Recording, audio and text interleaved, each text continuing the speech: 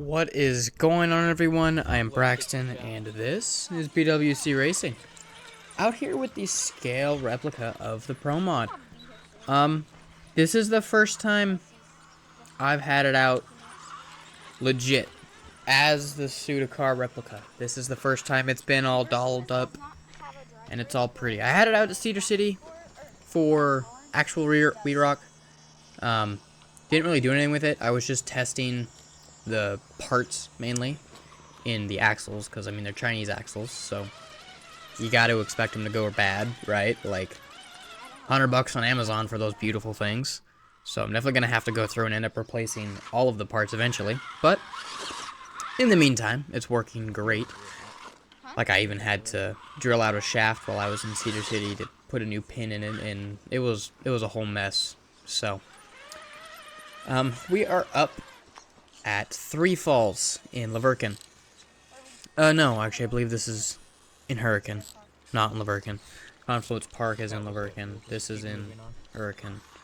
Yeah. But it's a hiking trail. Figure a hiking trail would be great. We were actually invited out by a couple of buddies to go and do some scale things. So that was fun. This trip turned out to be less scale than we all thought. So, yeah. But, I mean, overall, I had a great time running the car. It worked about how I expected it to. I built it to be scale, not to perform good. Like, the shocks they don't perform like the actual car does, obviously. Yeah, I mean, that's self-explanatory why. Because RC shocks, regular shocks, they're similar, but not quite the same. And I don't feel like having to rebuild the shocks to make them work right.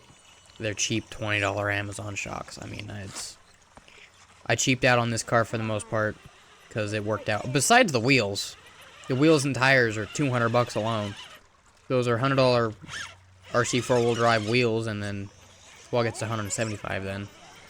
But because the Patagonias were $75. So, although we do have a Savix servo on it, so it's an old one of our old ones that it's orange, so I put it on the car. The face of it broke, so overall the steering servo's fine. I just put a different face on it, so that was great. We do have the 2-in-1 Fusion SE in it. The crawler, I believe it's the 1800 kV. Love it. 3-gear in there. You can see that black spray painted stuff. It's all metal. It's all custom fabbed. Shock mounts custom fabbed. The front shock mounts custom fabbed. The hood is custom CAD by me. That's why it looks like a Bronco. I've been working on that over time. It's slowly starting to look more like a regular, like the actual hood. I just have to get it 3D printed because I don't quite own one of those yet. But doing some awesome scale lines here, making the car look great. I'm actually super proud of this car. Without the hood on, one of the best looking cars ever that I've ever built. Like, it is to a T a replica of the Pro Mod car. Now, I say to a T, but it's not, like, copyright claimable by Twisted Customs, you know what I'm saying? It's just twisted enough because, you know, I'm not a perfect fabricator, so it's not going to be perfect. Someone a while back joked about that, like, oh, well, Twisted Customs, the old owner of Twisted Customs, is going to come after you, and I'm like, you're funny. Good thing I'm not perfect. It was funny. It was a great time. Overall, I love this car. Doesn't perform like how I want it to perform, you know. It's not a perfect driver, you know. It's just something to have fun with. I built it around the We Are C-Rock rules. So it has to have a 6-inch driver figure. There's a motor in there that you can sort of see. I'm going to work on 3D CADing like an interior for it. I'm just lazy as of right now, so I just don't want to do it right now. Gotta get the hood perfect first, and then we'll be in better shape. So that's priority number 1 is the hood. And then we'll do other things with it. So moving right along here, we're sort of jumping around all over the place in correct timeline, but we're jumping through a lot of extra footage that just, it wasn't necessary. It was a lot of walking footage, and I don't like the way that looks. So having Kyler just launch his H10, trying to get it up that little ledge, but not quite working out. This side hill right here, I was hoping it would hold it.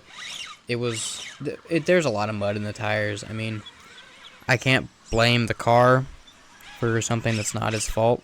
You know what I'm saying? Like, it's not the car's fault that the side of the rock is slickery and there's really like yeah, there's a lot of mud on the tires. Yeah, it's a whole thing. For links, we're just using Amazon links. Shocker. I mean, really, it's a good car. It's a little long, though. I will say that it's definitely a little long. But I mean, I could fix that really easy. So maybe I will one day, but as of right now, it looks right, and that's what I was concerned with, those looks. Again, if you take the hood off, it looks just like the actual car. Doing this drop here, almost held it. If I didn't have the big bumper in the front, I could have goosed out of it, but oh well. Moving right along here, getting to the last little segment of this video. This area was really fun, but you're going to notice something once I start going up. And, I mean, it was to be expected. You know, I just talked about this a couple minutes ago. They're Chinese axles, Chinese brown metal gears that are like $2, if that, you know. So, I mean, I didn't really know what I expected, but you can see there that one rear tire there not moving. Diff was starting to shred. It's all clicky, clicky, clicky, clacky in there. I got it in some spots where it shouldn't have been, and that's on me, but also I expected it to happen, you know. So, gonna get that fixed up, and we'll have another video on it when that happens, because I really like driving the car. I'm gonna get the hood printed before I do that. It'll probably be at a WeRock, honestly, side by side, doing some little, I don't know, promotional things with it or something like that. I don't know. Something fun, something exciting. I'm gonna walk all the way around here, just sort of kind of trying to do like a scenic route type thing. Got this steep up here, and you can see there the rear's not even like trying to push. Little bit. And then stopping and clicking and stopping and clicking. I'm gonna gust it and nothing. Gust it, gonna bump it. Taking the long way around. Which I will say one thing. On this little side hill right here, I wasn't expecting it to be so like. It was pretty obvious when the rear, like right there, the rear clicked and it pivoted. I was like, oh, that's sort of cool. Which, I mean, I guess it makes sense, you know? Like, it's... Front dig is where the rear is just unengaged. So I guess it makes sense. It's... Yeah. So. See right there, just the rear not quite clicking how I want it to. I would just goose it and hope that the gears would grip and like hit on the inside and lock up and go, but sometimes it did, sometimes it didn't. Super cool place, Three Falls.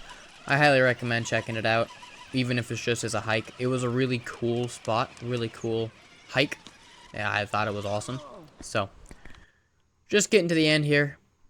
So, let you guys finish watching up, and I hope you all enjoyed. If so, please be sure to like and subscribe, and I will see you all in the next one.